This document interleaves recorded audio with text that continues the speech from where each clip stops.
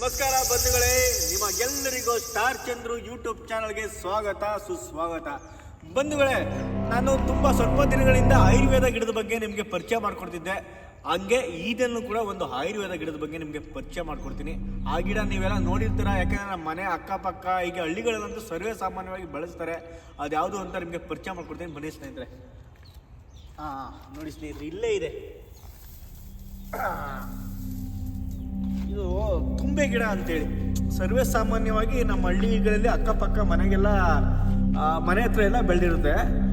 ಯಾಕಂದರೆ ಇದ್ರ ಬಗ್ಗೆ ಒಂದು ಧಾರ್ಮಿಕ ಆಚರಣೆಯಲ್ಲಿ ಇದಕ್ಕೊಂದು ಧಾರ್ಮಿಕ ನಂಬಿಕೆಗಳು ಇವೆ, ಹೌದಾ? ಯಾಕಂದರೆ ಇದನ್ನು ನಾವು ರುದ್ರ ಪುಷ್ಪ ಅಂತಲೂ ಕೂಡ ನಾವು ಕರಿತೀವಿ. ತುಂಬೆ ಇನ್ನೊಂದು ಹೆಸರೇನಪ್ಪ ಅಂದರೆ ರುದ್ರ ಪುಷ್ಪ ಅಂತಲೇ ಹೇಳಿ. ಯಾಕಂದರೆ ಇದು ಶಿವನಿಗೆ ಪ್ರಿಯವಾದದ್ದು, ಹೌದು. ಯಾಕಂದರೆ ಸಮುದ್ರ ಮಂತ್ರದಲ್ಲಿ ಒಂದು ಶಿವಪ್ಪ ಏನು ಮಾಡ್ತಾರೆ, ವಿಷ ಕುಡಿದು ವಿಷಕಂಠ ಹಾಕ್ತಾರೆ.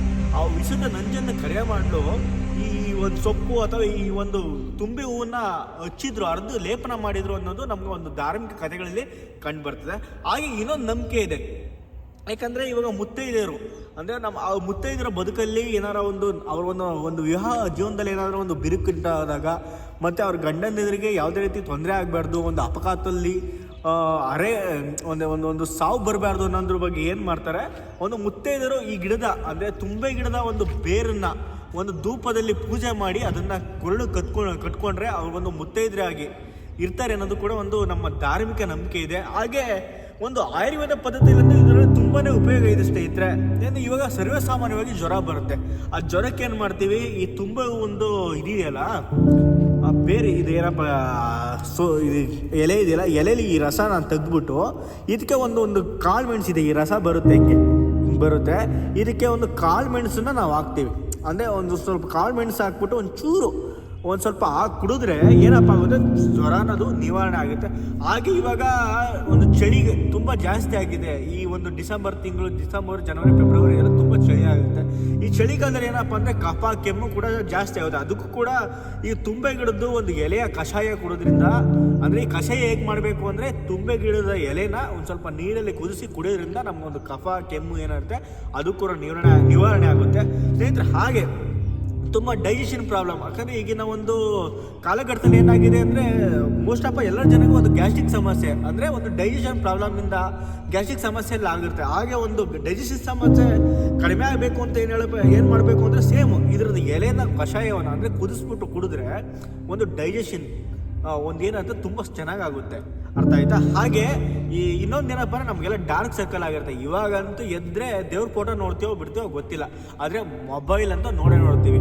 ಹಾಗೆ ಡೇ ಆ್ಯಂಡ್ ನೈಟು ಇವಾಗ IT-BT ಕಂಪ್ನಿಯರು ಏನು ಮಾಡ್ತಾರೆ, ಡೇ ಆ್ಯಂಡ್ ನೈಟ್ ವರ್ಕ್ ಮಾಡಿ ಒಂದು ಡಾರ್ಕ್ ಸರ್ಕಲ್, ಕಣ್ಣಿನ ಹತ್ರ ಒಂದು ಡಾರ್ಕ್ ಸರ್ಕಲ್ ಅನ್ನೋದು ಜಾಸ್ತಿ ಆಗಿರುತ್ತೆ. ಅದನ್ನು ಒಂದು ನಿವಾರಣೆ ಮಾಡೋಕ್ಕೆ ಏನು ಮಾಡ್ಬೋದು ಅಂದರೆ ಸೇಮ್ ಈ ರಸದ ಲೇಪನ ಮಾಡೋದ್ರಿಂದ ಡಾರ್ಕ್ ಸರ್ಕಲ್ಲು ಕಡಿಮೆ ಆಗುತ್ತೆ.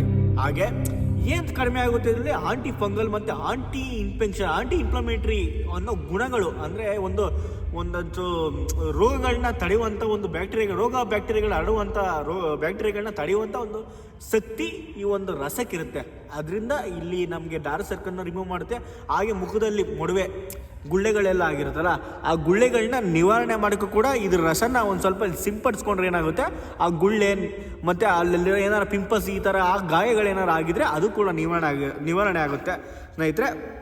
ಹಾಗೆ ಇನ್ನೊಂದೇನಪ್ಪ ಅಂದರೆ ಸೇಮ್ ಹಲ್ಲುನೋವು ಅನ್ನೋದು ಇವಾಗ ತುಂಬ ಸರ್ವೇ ಸಾಮಾನ್ಯ. ಸೊ ಅದಕ್ಕೂ ಕೂಡ ಇದೊಂದು ರಾಮಬಾಣ. ಯಾಕಂದರೆ ಇದನ್ನ ನೀರನ್ನು, ಯಾಕಂದರೆ ಈ ಒಂದು ಎಲೆನ ಒಂದಷ್ಟು ಎಲೆಗಳನ್ನ ಕಿತ್ಕೊಂಡು ನೀರಲ್ಲಿ ಚೆನ್ನಾಗಿ ಕುದಿಸ್ಬಿಟ್ಟು ಅಂದರೆ ಕುಡಿಬಾರ್ದು, ಅದನ್ನು ಮುಕ್ಕಳು ಸುಗಿದ್ರೆ ಏನಾಗುತ್ತೆ ಹಲ್ಲುನೋವೆಲ್ಲ ಕಡಿಮೆ ಆಗುತ್ತೆ. ಹಾಗೆ ಏನಂದರೆ ಇವಾಗ ಕಾಲಲ್ಲಿ ಗಂಟಾಗುವಂಥದ್ದು, ನೋವಾಗುವಂಥದ್ದು, ಒಂದು ಸ್ನಾಯು ಸೆಳೆತ ಹಿಂಗೆಲ್ಲ ನೋವ್ತಾ ಇರ್ತದೆ, ಇಲ್ಲೆಲ್ಲ ಗಂಟಾಗಿರುತ್ತೆ ಕಾಲೆಲ್ಲ. ಅದಕ್ಕೇನು ಮಾಡಬೇಕು ಅಂದರೆ ಸ್ನೇಹಿತರೆ, ಇದ್ರದ್ದು ಕಾಂಡ, ಎಲೆ, ಬೇರು ಎಲ್ಲ ಚೆನ್ನಾಗಿ ಕುದಿಸ್ಬಿಟ್ಟು ಒಂದು ಕಾಟನ್ ಬಟ್ಟೆ ಅಂತ ನಮ್ಮ ಮನೇಲಿ ಇದ್ದೇ ಇರುತ್ತೆ. ಆ ಕಾಟನ್ ಬಟ್ಟೆನ ನಾವು ಇವಾಗ ನೋವ್ತಿದೆ, ಇಲ್ಲಿ ನಂಗೆ ನೋವು ಬರ್ತಿದೆ, ಸೊ ಆ ಒಂದು ನೋವಾಗಿರೋ ಜಾಗಕ್ಕೆ ನಾವು ಒಂದು ಕುದಿಸ್ಬಿಟ್ಟಿರ್ತೀವಲ್ಲ, ಇದೆಲ್ಲ ಈ ಹೂವು, ಈ ಎಲೆ, ಈ ಕಾಂಡ, ಬೇರು ಎಲ್ಲ ಚೆನ್ನಾಗಿ ಕುದಿಸಿರೋ ನೀರಲ್ಲಿ ಅದ್ಬಿಟ್ಟು ಆ ಒಂದು ಜಾಗಕ್ಕೆ ನಾವು ಆ ಕಾಟನ್ ಬಟ್ಟೆನ ಅದ್ಬಿಟ್ಟು ಹಾಕ್ದಾಗ ಏನು ಮಾಡ್ತೇವೆ, ನೋವೆಲ್ಲ ನಿವಾರಣೆ ಮಾಡುತ್ತೆ ಸ್ನೇಹಿತರೆ. ಹಾಗೆ ಇವಾಗಂತೂ ಟೆನ್ಷನ್ ತಲೆನೋವು ಜಾಸ್ತಿ ಬಂದ್ಬಿಡುತ್ತೆ. ಆ ತಲೆನೋವು ಕೂಡ ನಾವು ಏನೇನೋ ಮೆಡಿಸಿನ್ ಮಾಡಿಸ್ತೀವಿ. ಇದ್ರೂ ಕೂಡ ಒಂದು ಒಳ್ಳೆ ಮೆಡಿಸಿನ್ ಆಗಿದೆ. ಏನಪ್ಪ ಅಂದರೆ ಇದು ಬೇರಿದೆಯಲ್ಲ, ಸಾಮಾನ್ಯ ಬೇರಲ್ಲ, ಈ ಬೇರನ್ನ ಚೆನ್ನಾಗಿ ಕುದಿಸ್ಬಿಟ್ಟು, ಅಂದರೆ ಬೇರ್ ಜೊತೆ ಕಾಂಡ, ಎಲೆ ಮತ್ತು ಹೂವು ಎಲ್ಲನ ಹಾಕ್ಬೋದು. ಎಕ್ಸ್ಪೆಷಲಿ ಬೇರ್ನ ಹಾಕ್ಬಿಟ್ಟು ಚೆನ್ನಾಗಿ ಕುದಿಸ್ಬಿಟ್ಟು ಅದ್ರ ಹಬೆ ತಗೊಂಡ್ರೆ ಏನು ಮಾಡುತ್ತೆ, ನಮಗೆ ತಲೆನೋವು ಎಲ್ಲ ಕಡಿಮೆ ಆಗುತ್ತೆ ಸ್ನೇಹಿತರೆ. ನೋಡಿ ಎಷ್ಟೊಂದು ನಮಗೆ ಉಪಯುಕ್ತವಾದ ಒಂದು ಮಾಹಿತಿ ನಮ್ಮ ಆಯುರ್ವೇದದಲ್ಲಿದೆ.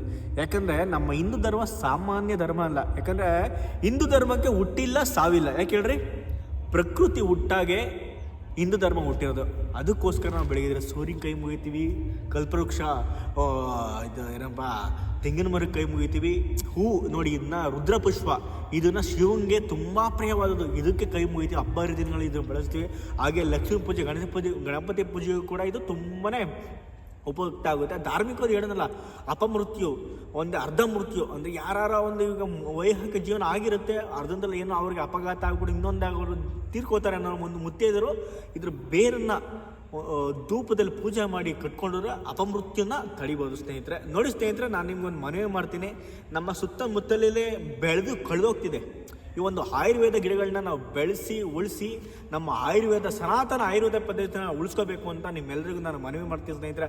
ಹಾಗೆ ಈ ಒಂದು ಪುಟ್ಟ ಕಲಾವಿದ ಒಂದು ಈ ಆಯುರ್ವೇದಿಕ ಪದ್ಧತಿ ಬಗ್ಗೆ ನಾನು ನಿಮ್ಗೊಂದು ತಿಳಿಸ್ಕೊಡ್ತೀನಿ. ಅದನ್ನು ದಯಮಾಡಿ ನನ್ನ ಯೂಟ್ಯೂಬ್ ಚಾನಲ್ನ ಸಬ್ಸ್ಕ್ರೈಬ್ ಮಾಡಿ, ಲೈಕ್ ಮಾಡಿ, ಫಾಲೋ ಮಾಡಿ.